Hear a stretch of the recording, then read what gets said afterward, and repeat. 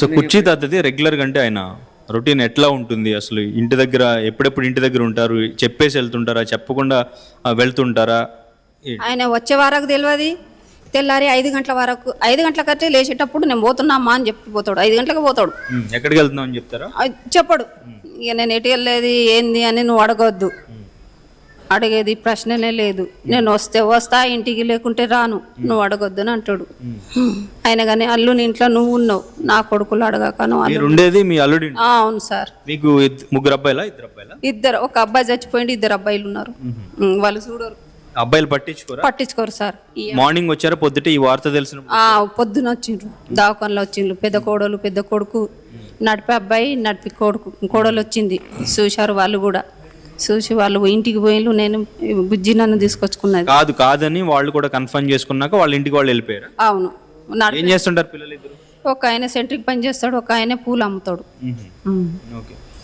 ఇంకొక కొడుకు ఎలా చనిపోయారు? ఆయనే ఈయన పాత బస్తీలనే కొట్టి చంపేసింది సార్. అవునా? ఇక్కడ పాత బస్తీలో, ఇసుగుడ్ల పాత బస్తీలనే అయింది. ఎందుకమ్మా? అది తాగి వేరే వాళ్ళు కొట్టుకుంటా అంటే మధ్యలో పోయినందుకు కొట్టేసిండు. మధ్యలో ఎందుకు వస్తావని కొట్టేసిండు. అప్పుడు కుర్చీ తాత ఉన్నారా? ఉన్నాడు, దాకంలో ఉన్నాడు, కొడుకుతోనే ఉన్నాడు. 8 రోజులు దాకంలోతోనే ఉన్నాడు. ఆడనే తిన్నాడు, ఆడనే వండుకున్నాడు. నా కొడుకు అనే ఓకే ఆయన అదే అయిపోయింది. ఇక చచ్చిపోయినాక బొంద పెట్టినాక ఇక తాగుడు ఇంకా ఎక్కువ అయింది. కొడుకు పోయిండు, కొడుకు పోయిండు అని చాలా బాధపడ్డాడు. బయట తిరుగుతుంటారు. ఇప్పుడు ఆయన భిక్షాటం చేసుకుంటున్నారని చెప్పేసి కొన్ని వీడియోలు పెట్టారు. ఇప్పుడు ఇక్కడ కృష్ణకాంత్ పార్క్లో తాగి పడిపోయారని చెప్పేసి ఇలా చెప్తూ ఉంటారు. సో మీరు ఎందుకు ఇంట్లోనే పెట్టుకుందాం, ఇంట్లోనే ఇక్కడ పిల్లల దగ్గర పెట్టుకుని ఎటు బయటికి వెళ్లకుండా ఇలా తిరగకుండా ఉంచుదామని చెప్పేసి ఇప్పుడు ట్రై చేయలేదు? అదే మాట్లాడలేదా, చెప్పలేదా? చెప్పినా సార్, కానీ అల్లు నీళ్ళు నేనుండా. అల్లు నీళ్ళు కదా, నేనుండా. నువ్వు ఉన్నావు చాలు, నువ్వు బయటికి వెళ్ళకుండా నువ్వు ఉండు. బిడ్డ చూసుకుంటుంది కదా, ఉండు. కానీ నాది నువ్వు పట్టించుకోకు. ఏడవన్నామంట, తింటా, వస్తున్నా కదా, వచ్చిపోతున్నా కదా అని గిదేదా అయినా చెప్పిండు సార్. గంతక మించింది ఇక ఏం లేదు సార్. 10 రోజులు అవుతుందా మీరు మాట్లాడి చూసి? 10 రోజులు అవుతుంది సార్. 12 తారీఖు నాడు 5 గంటలకు చూసిన ఇసుగూడ చౌరస్తా, అదే పాత బస్తీలో చూసిన. మళ్ళీ తర్వాత 2-3 రోజులైనాక ఇంటికి వచ్చిండు, తిన్నాడు, పండుకున్నాడు. మళ్ళీ తెల్లారి 5 గంటలకు పోయిండు. ఇప్పుడు ఆయన వరంగల్లో ఉన్నాడు అని చెప్తున్నారు మీరు. ఆయన వరంగల్లో ఉండుంటే ఆయన ఎక్కడున్నారు ఏంటి అని మీరు మాట్లాడడం కానీ, లేదు అంటే ఆయన తీసుకొచ్చి మళ్ళీ మాతో మాట్లాడించడం కానీ చేస్తే ఈ ఫేక్ న్యూస్ వెంటనే ఆగిపోతుంది. ఇప్పుడు మీరు చెప్పారు ఆగుతుంది, బట్ ఆయన కనిపిస్తే ఒక్కసారి బాగుంటుంది అనేది మా అభిప్రాయం. ఏమంటారు మరి? అవును సార్, మీకన్నా బాగా అయితే భయం నాకే ఉంది. ఆయన కనబడాలి అన్నట్టు నాకు కూడా ఉంది. పోయి చూసినాకనే నేను మీకు పిలిపిస్తా. సరేనా? వరంగల్ వెళ్ళి తీసుకొస్తా సార్. ఎట్లయినా పోయి దేవులాడి తీసుకొస్తా. ఎవరితో ఫోన్ చేసి ఆయన్ని ఒకసారి మాట్లాడించే ప్రయత్నం చేయండి అని అడిగే ప్రయత్నం చేయలేదు? ఆడ ఫోన్ నెంబర్లు నా దగ్గర వాళ్ళ లేవు, నాయి వాళ్ళ దగ్గర లేవు. ఆడ ఎవరో ఒక అతను వేసిండు అట ఫోన్లో. ఇక దాన్ని బట్టి నేను ఆలోచించి పోవాలి అని అనుకుంటున్నా. ఇక్కడ ఉంటే మీతోనే ఇక్కడే ఉంటారా? ఇంట్లోనే ఉంటాడు. మొన్న బాగా కడుపు నొప్పి లేచింది. అమ్మాయి దాకాని తీసుకుపోయింది, గోళీలు తెచ్చింది. 2 రోజులు మంచిగానే ఉన్నాడు తాగకుండా, 2-3 రోజులు మంచిగానే ఉన్నాడు తాగకుండా. పిల్లల దాంట్లో బాగానే ఉన్నాడు. ఇక జరా నొప్పి తక్కువైంది, మళ్ళా తాగుడు మొదలు పెట్టిండు. ఆరోగ్యం అది బాగానే ఉందా? ఇంతకు ముందు ఏదో చిన్న ఆరోగ్య సమస్యలు కూడా వచ్చినాయి అని చెప్పేసి హాస్పిటల్ కూడా తీసుకెళ్లారు కదా. సో ఇప్పుడు ఎలా ఉంది ఆరోగ్యం? ఎలా? ఆరోగ్యం కూడా జర బాగలేదు. ఆయన పేగులు పాడైపోయినాయి లోపట. సార్ కూడా అన్నాడు డాక్టరు, ఆయన తాగుడు విడిచిపెడితే మంచిగానే ఉంటాడమ్మా, తాగుడు విడిచిపెట్టకుంటే కష్టం ఆయన బతుకుడు అని అన్నాడు. తీసుకుపోయినా 2 సార్లు గాంధీలనే తీసుకుపోయినా. ఒకసారి అమ్మాయి తీసుకుపోయింది, ఒకసారి నేను తీసుకుపోయినా. జాయిన్ చేస్తే ఉండలే మనిషి. వాళ్ళు గ్లూకోజ్ లెక్కిస్తారు, వాళ్ళు సూదులు తీసుకుంటారు, నేను తీసుకోను. కానీ గ్లూకోజ్ సూది మాత్రం తెలియదు సార్. అని ఆ పరిస్థితి ఉన్నా కానీ కడుపులో పాడైపోయినాయి అన్నారు సార్. ఇల్లు ఇది అద్దిల్లేనా, సొంత ఇల్లు? లేదు సార్, అద్దిల్లే. మేము వచ్చినామంటే అద్దిల్లే. ఇక్కడ హైదరాబాద్లో మాకు సొంత ఇల్లు లేదు సార్. పిల్లలిద్దరు కూడా అద్దేనా అక్కడ? ఆడపిల్లలు కూడా అద్దే, మా బిడ్డ కూడా తిరిగినే అద్దే. అబ్బాయిలు ఇద్దరు అసలు ఫోన్లు కూడా చెయ్యరు సార్. ఏదైనా వార్త నేను ఇట్నే చెప్తే, ఎరకైతేనే చెప్తేనే వాళ్ళు రమ్మన్న కాడికి వస్తారు, లేకుంటే రారు. అంతే సార్. నాకు పింఛన్ వచ్చినా మంచిగా ఉంటుంది సార్. పింఛన్ కూడా లేదు. ఆయనకు లేదు పింఛన్, నాకు లేదు పింఛన్. తీసుకొచ్చి ఇంటి దగ్గర పెట్టుకుంటారు ఇప్పుడు? ఎవరు సార్ ఇంటి దగ్గర నేను తీసుకొచ్చుకొని ఇంటికాడ పెట్టుకుంటా ఉంటా అంటాడు.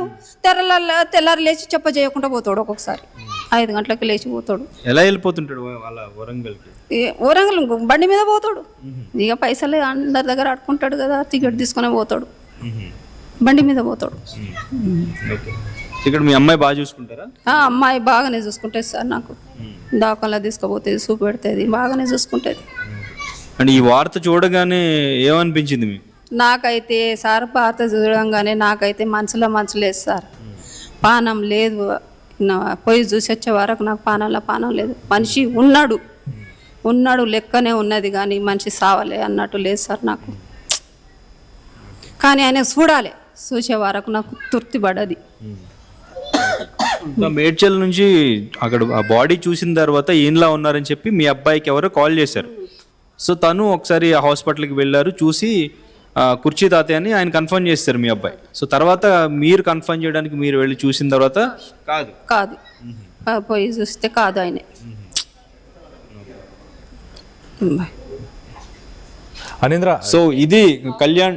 సో కుర్చీ తాతకి సంబంధించిన అప్డేట్స్ అయితే ఇవి. సో ఆయన బ్రతికే ఉన్నారు, వరంగల్లో ఉన్నారని చెప్పేసి ఆయన వైఫ్ చెప్తూ ఉన్నారు.